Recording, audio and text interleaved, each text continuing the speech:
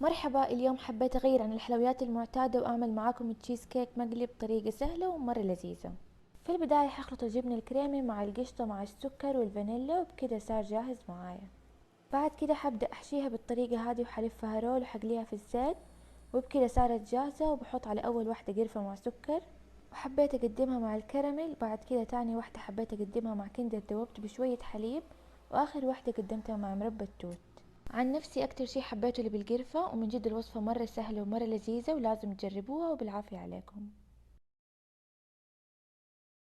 مرحبا، اليوم بسوي معاكم حلا بطريقة سهلة ومرة لذيذة. عندي بسكوت مطحون بضيف عليه حليب مكثف وزبدة فول سوداني وبعجنهم مع بعض. بحطه في صينية فيها ورق زبدة وبدوب بشوية شوكولات وبحطها على الوجه وبدخله التلاجة لين ما يجمد.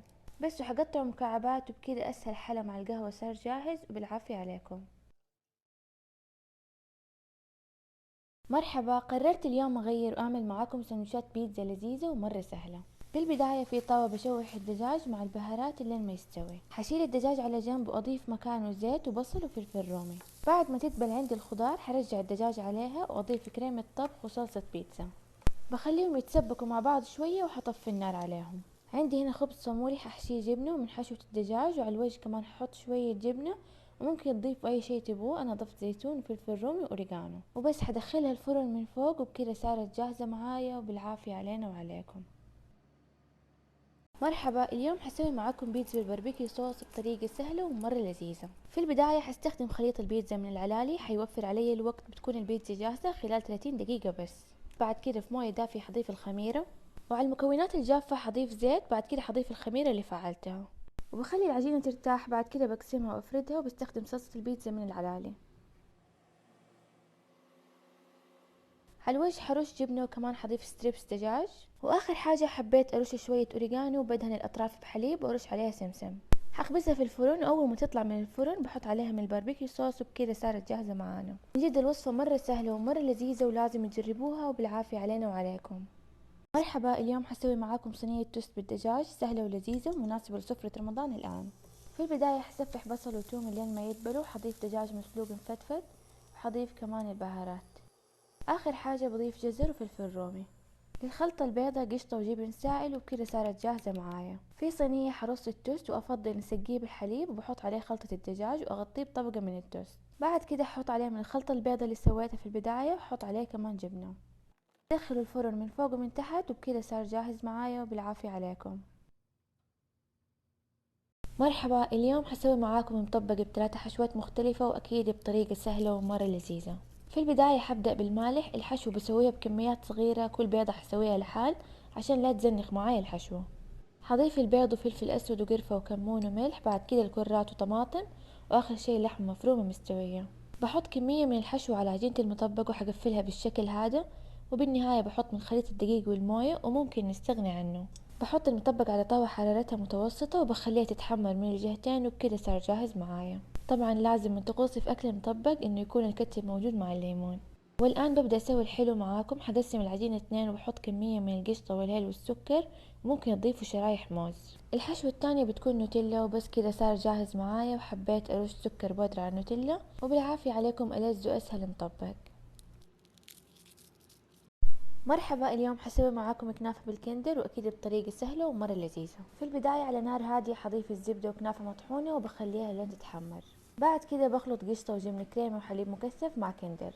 بجهز الطبقة الأولى عبارة عن بسكوت مطحون مع زبدة، وفي صحن التقديم نضيف بسكوت والخلطة البيضة وكنافة ونكرر الطبقات، وبكذا صار جاهز معايا. من جد الوصفة مرة سهلة وسريعة ولازم تجربوها وبالعافية علينا وعليكم. مرحبا، اليوم حسوي معاكم ألذ شاورما وسومية كمان وبطريقة سهلة ومن جد مرة لذيذة. بالبداية بتبل الدجاج بزيت زيتون، عصير برتقال، عصير ليمون، ثوم وزنجبيل، ملح، فلفل أسود، بابريكا، وآخر شي مسمار. خليه على الأقل ساعتين يتبل. بعد كده على طاوة حارة بحط الدجاج، وعبال يستوي الدجاج بسوي التومية معاكم. في الخلاط لبن، زبادي، بطاطس مسلوقة، فصوص ثوم وملح وملح ليمون ونخلط. إذا كان ثقيل ممكن نضيف لبن شرب معاه. نجيب خبز تورتيه ندهنه بالثومية ونضيف الدجاج وبطاطس مقلية وممكن مخلل إذا تحبه. بعد كده هحاول أقصهم بنفس الحجم وأرصهم في صينية، وعلى الوجه بنغرقها جبن موتزاريلا وبندخلها الفرن لين ما يدوب. اخر حاجة حبيت اضيف اكسترا توم وكاتشب ودبس رمان، وممكن تضيفوا اي شيء تحبوه، انا اضفت رمان وسماق. من جد الوصفة مرة لذيذة ولازم تجربوها، وبالعافية عليكم. مرحبا، اليوم حسوي معاكم سندوتشات دجاج بطريقة سهلة ومرة لذيذة. في طاوة بضيف الزيت وبصل ابيض، اول ما يدبل بضيف فلفل رومي ملون وبملح، بس يبدأ يدبل الفلفل برفعه من على النار وبضيف مكانه الدجاج. بضيف البهارات وبس يستوي معايا الدجاج حرجع الخضار عليه.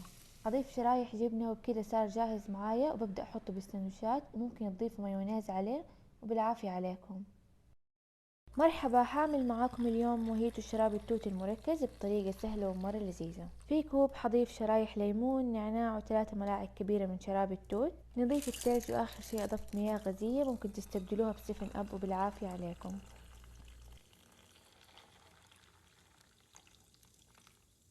مرحبا، اليوم قررت اسوي معاكم سمبوسة رمضان بحشوة مختلفة ومن جد لذيذة ومرة سهلة. في البداية بسفح البصل على النار لين ما يدبل، بعد كده حضيف اللحمة المفرومة وبهارات التاكو. حضيف الطماطم لين ما تدبل عندي، بعد كده بضيف الأجبان آخر حاجة، وبكده الحشوة صارت عندي جاهزة. بستخدم عجينة امبناد للقلي وبحشيها من الحشوة اللي حضرتها، وبكده صارت جاهزة للقلي. وبعد ما طلعتها من الزيت حبيت أقدمها مع سور كريم وشيبس، وبالعافية عليكم. في البداية عندي تونة حضيف عليها مايونيز وخردل وعصرة ليمون وملح وفلفل أسود وبقدونس وبصل أحمر.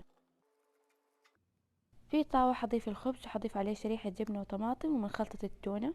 حستنى الجبنة لين ما تسيح، وبكده صار عندنا ألذ سندويش تونة، وبالعافية عليكم. مرحبا، اليوم حامل معاكم تشيز كيك بالتمر والقرفة بطريقة سهلة ومرة لذيذة. في البداية عندي بسكوت حضيف عليه القرفة، وعندي زبدة مدوبة حضيفها عليه، وفي صينية التشيز كيك حطيت البسكوت وضغطته بالشكل هذا، وفي الخلاط بحط جبنة كريمة وحليب مكثف محلى وبخلطهم مع بعض. هعبي القوالب بالخليط، بعد كده حضيف عليه تمر منزوع النوى، وممكن تضيفوا اي نوع مكسرات انتو حابينها، وحندخلها الفرن. بعد ما طلعتها من الفرن بخليها تبرد تماما، بعد كده حقدمها، وبكده صارت جاهزة معانا، وعلينا وعليكم بألف عافية.